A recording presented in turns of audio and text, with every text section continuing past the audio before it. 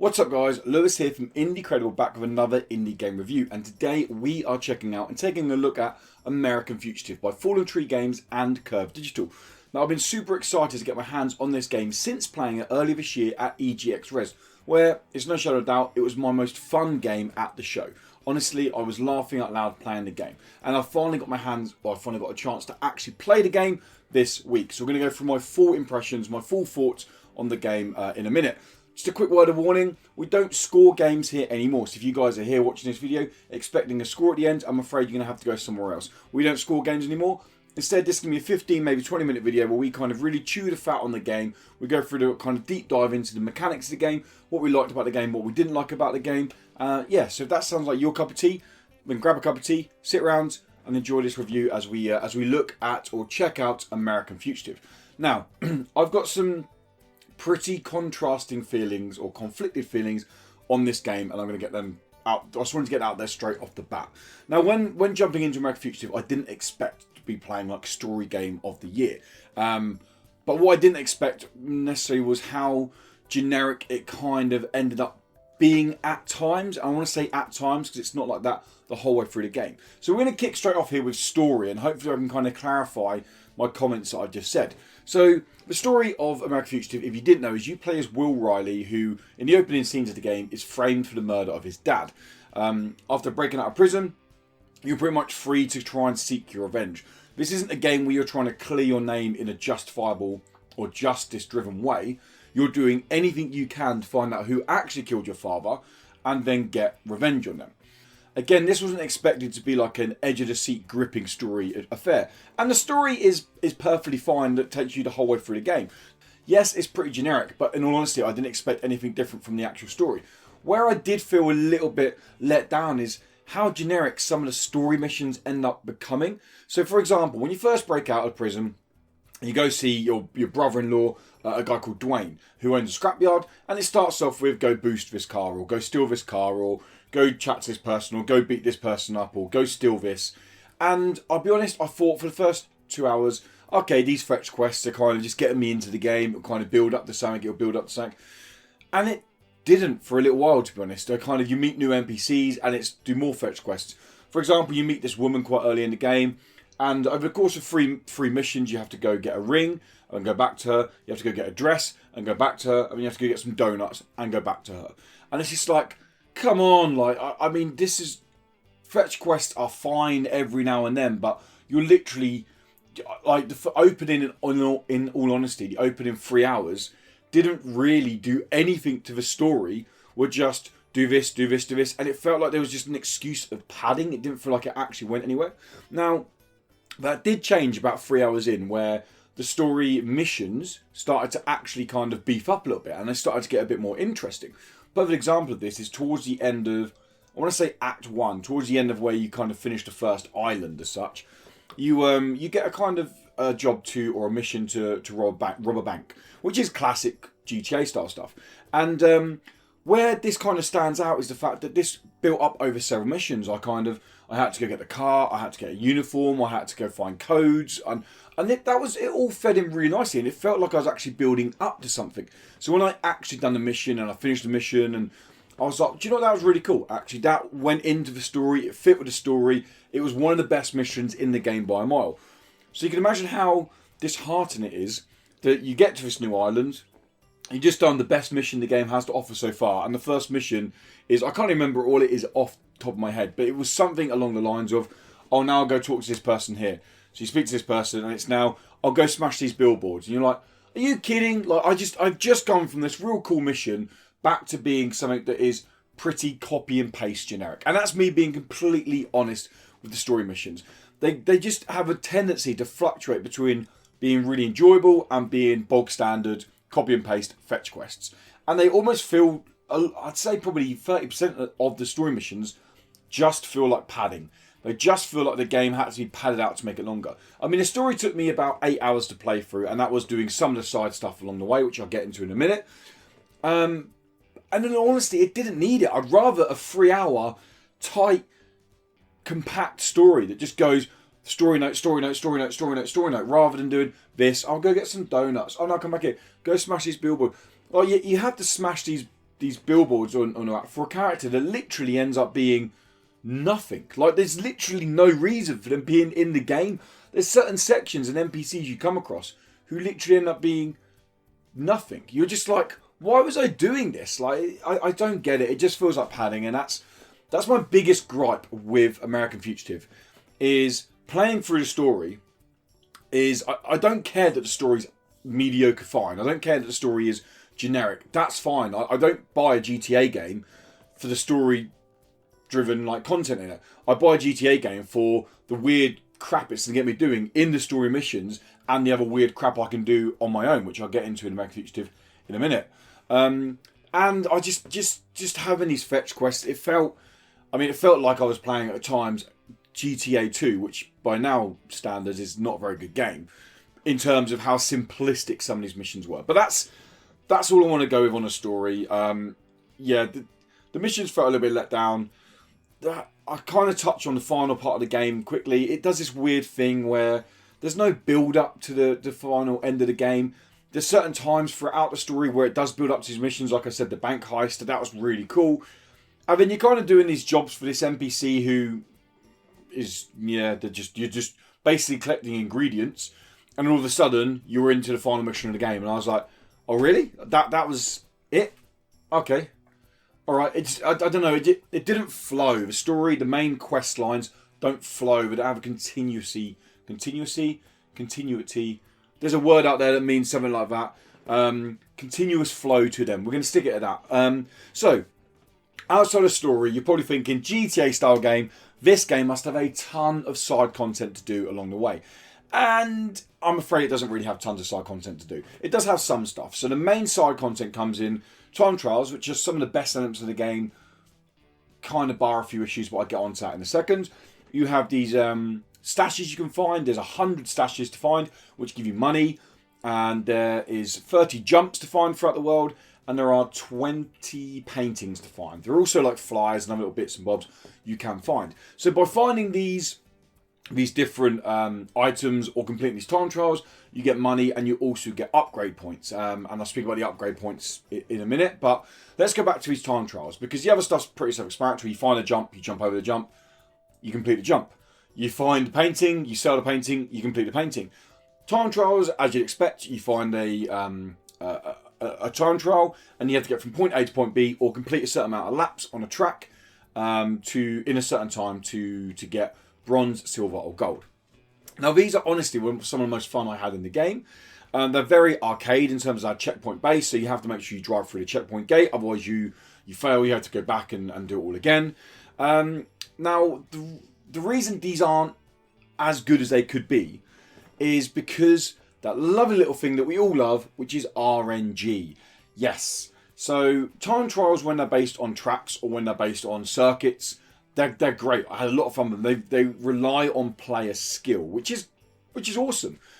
The ones where you have to go from point A to point B driving on the actual roads are most of the time pretty damn annoying. And that's just because the random chance you have of encountering other traffic, which I know is a big thing in all these games. It's a thing in Grand Theft Auto.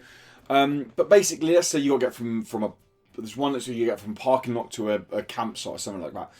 But you're driving along there. My first time, no override, driving along, there was a train crossing the track, so I had to stop. I was no way going to make it in, so fine, I'll restart. And then there's another time where you'll go through and a car will just turn out and bang into you all of a sudden.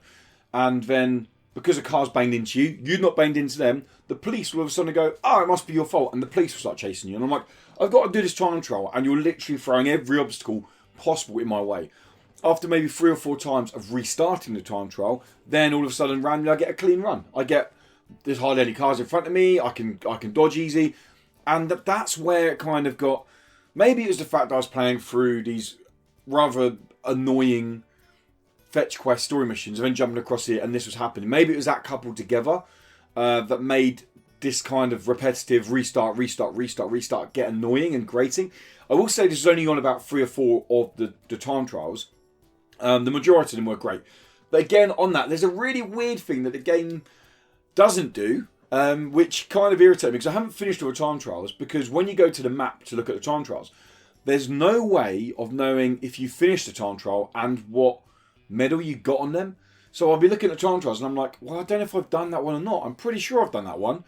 But I'll go there and I can't see what medal I got. And I'm like, this is kind of annoying. I just want to know what time trials I've done, what ones I haven't done. I want to get gold on all of them. But I'm not going to go around and try and grind out gold on all of them, find out I'm redoing ones I have already done. Yes, I could remember ones, but I think there's 20 in the game overall. So remembering all of them, as well as all the story stuff, it's not the easiest thing to do. And it just feels like a weird feature that's missing from the game.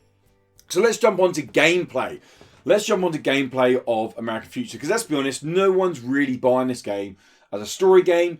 No one's really buying this game for time trials. We're buying it to be a dick. We're buying it to be an idiot out in the world. We want to be blowing up cars. We want to be stealing cop cars. We want to be ramming through road blockades, all that stuff. Which, I'm happy to say, you can do all of that in American Fugitive.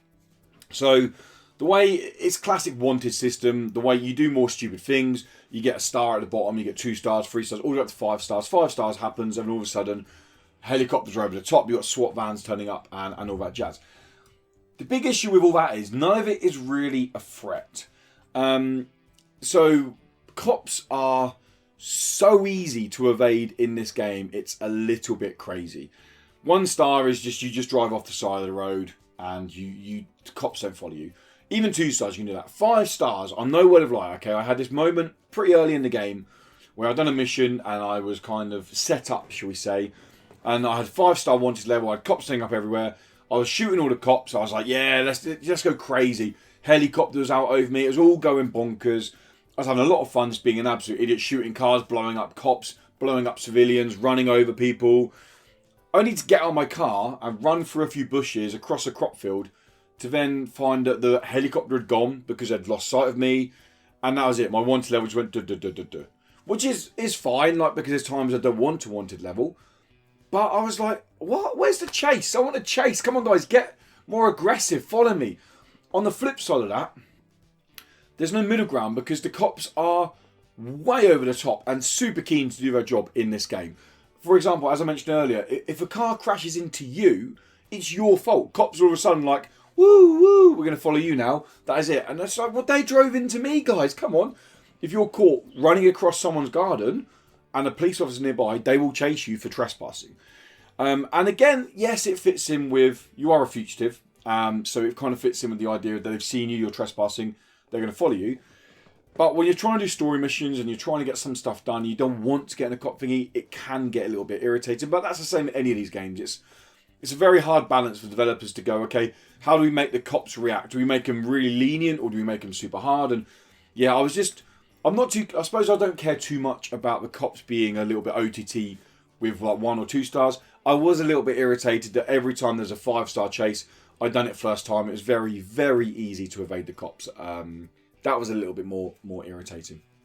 But moving on with the gameplay, one thing that American Fugitive does really well, and one thing I didn't expect from the game at all, is how you kind of rob houses or how you enter buildings. So when you're running around, unlike all classic GTA games, you can pretty much enter any building or any house in this game, literally any of them. And when you approach a house, you have the ability to look through windows. So by peeking through a window, you can see if a room is occupied or unoccupied. If it's unoccupied, you can smash the window, climb in, and you can search the house or search that room. And then you move from room to room to room to room, and it lays out in a kind of blueprint style fashion. This works really, really well, actually. So when you break into a house using like smashing a window, you get a timer at the top. It says alert, and you get a police timer at the top. Let's say, for example, it says 100 seconds. That means you have 100 seconds to search the house and get out of it before the police arrive. Now, each room has a time limit tied to it. So, for example, an office might have 20 at the top, meaning it will take 20 seconds on that timer for you to search the office. You can then choose what you want. And all this is done in real time. So when you're choosing stuff, the clock is still counting down by seconds. If you come across somebody in the house, a room that is occupied, you then get more options. You can then choose to intimidate them. And by doing that, you choose a weapon that has a different percentage on it. And then that means you can intimidate. And if you're successful, you can then choose to either attack them or restrain them, which again, you choose rope or duct tape, or you choose a weapon to attack them with. And that again has a percentage chance on you succeeding in that attack. You could also release them, but by releasing them, you lose 20 seconds on your timer, and you've got less chance to search the house. This ends up being a real kind of nice risk and reward mini game where you're like, okay, I just want to search this room, but then again, I've only got 30 seconds left. This room's 20 seconds. By the time I search it, grab the stuff, how am I going to get out the house in time and get away before the cops turn up? I should also point out another way of evading cops are by, if you're seen in a car, you can swap your car out because they're looking for the car that you were in. Same as if they see you running around, they'll say like, a perpetrator is wearing a red top and jeans. If you was to run past washing line and put on a blue top and jeans, all of a sudden you lose your wanted star because they can't. They're not looking for the blue and the red, and the blue and the jeans. They're looking for the red and the jeans, which actually is quite nice. I quite like that. It's a nice little touch to the game that it helped me out a few times when I was trying to. I didn't mean to be caught by the cops or being chased by the cops. Ran for a washing line. I grabbed something and that was it. They were gone. Back to these like kind of in-house or break-in mini-games, they are a risk and reward game, and they work really well. And there's the time they're at their best is when you're on a time limit and you need to find codes to open a safe. That's when they're at their best, because you're trying to read through stuff, and there's little hints when it's like, oh, it's my favourite vintage year of whiskey, and then you're looking for whiskey, and you've got to read this little text saying, oh, the whiskey was made in this year. Okay, so now I know the code for the safe, and all this is happening while you're on a time limit, and it adds to the tension of the game that the game struggles to get at other times. But yeah, that's kind of American Fugitive. Now, I feel like I've been really harsh on the game, and hopefully you're still here because I'm going to try and clarify some things now. So, yes, I've been harsh on the game because I did feel a bit let down by how, I suppose, generically fetch questy the main story quests are. Not all of them, just I'd say a good 50% of them are just a bit like, you don't really need to be in the game. But the gameplay as a whole, I did have fun playing American Fugitive. I think, if I'm being completely honest, and that's what I like to be in these reviews, if I'm being completely honest, I think one of the issues I had as a reviewer is that I was on a deadline. I had to finish this game and do as much of the game as I possibly could before a deadline to get this review recorded and get it out there. If I'm being, again, honest, playing American Fugitive for 4, sometimes 5 hours at a time is probably where the cracks start to really appear, because stuff's happening over and over again, and it does get repetitive because you're doing the same stuff over and over and over again. If I was to be playing this game for pleasure, so I just brought the game on my Nintendo Switch, I was playing an hour here, an hour there, 2 hours here, 2 hours there, I probably would enjoy the game a lot more, and maybe the repetitive kind of fetch quest stuff would still be not as fun as it could be, but maybe wouldn't nearly be as bad. And that's me being completely honest on how I potentially see the game. I have to ask the question, did I have fun playing American Fugitive? Yes, I had fun. It's not an amazing, brilliant game that's going to blow you away. There's definite fun there to be had.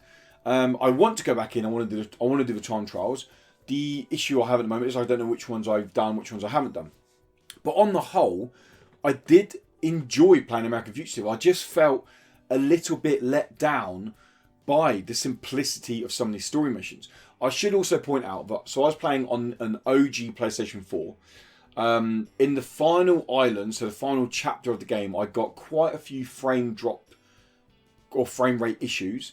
And I did experience 2 quite big bugs in the game. I had one where I had to restart a mission 3 times because I just physically couldn't get in the pawn shop. The mission was I had to go steal $200 worth of stuff and sell it at a pawn shop. I would steal the stuff, but I couldn't get in the pawn shop. I had to restart the mission 3 times, and on the 3rd time, it worked. I had another one where I had to steal a car. This was towards the end of the game, and I get to the car, and there was no interactive button on the car. I had to restart that mission twice. I have been in touch with the devs and the publishers about this, and there is a day 1 patch coming, and they're hoping that all of this is addressed in the day 1 patch. So hopefully it gets fixed. Hopefully you guys don't come across those bugs, but I should point out I did find those along the way. I mean, overall I've got like 14 hours in the game. I've done the story, I've done lots of the time trial stuff. I've been hunting for the stashes and all that stuff. And I'm still enjoying it. I'm probably going to jump back in every now and then, which kind of is testament to the fact that I still want to play the game. I want to get more stashes. I want to find more jumps now, and I hope there's kind of more content. Or I don't know if they're going to support with content. I don't know how you do ongoing content in a game like American Fugitive. But what I'm trying to say is that yes, I did have fun and I did enjoy most of my time with American Fugitive. It was just the simplistic story missions that really irritated me, and the fact that the police never really acted as a huge threat. And that's going to wrap it up really there, guys. Thank you so much for stopping by, and hopefully you enjoyed the review. If you did enjoy the review, then please give it a little like. And if you're going to play American Fugitive, or maybe you're even playing American Fugitive and you're watching this after you finish the game, let me know what you thought of this game in the comments below. Obviously, try to keep spoilers. There's not tons of spoilers, but try to keep spoilers to a minimum. But let us know in the comments below. And if you like what we do at Indie Credible, guys, and you want to keep up to date with more indie game content, including news, reviews, previews, and a host of other good indie game stuff, then make sure you subscribe. And if you really like what we do and you want to get exclusive pre- and post-show podcast content, as well as a ton of other indie game goodness, and access to our Discord server where we give away game keys and we jump on there and play games with our patrons, then make sure you check out patreon.com/IndieCredible, or check the link in the description below. If you can throw us a couple of dollars, we will love you even more for doing so, and we will give you some treats for doing so. But that doesn't wrap it up, guys. Thank you so much for stopping by. Have a great day, morning, evening, wherever it is, wherever you are. And until next time, goodbye.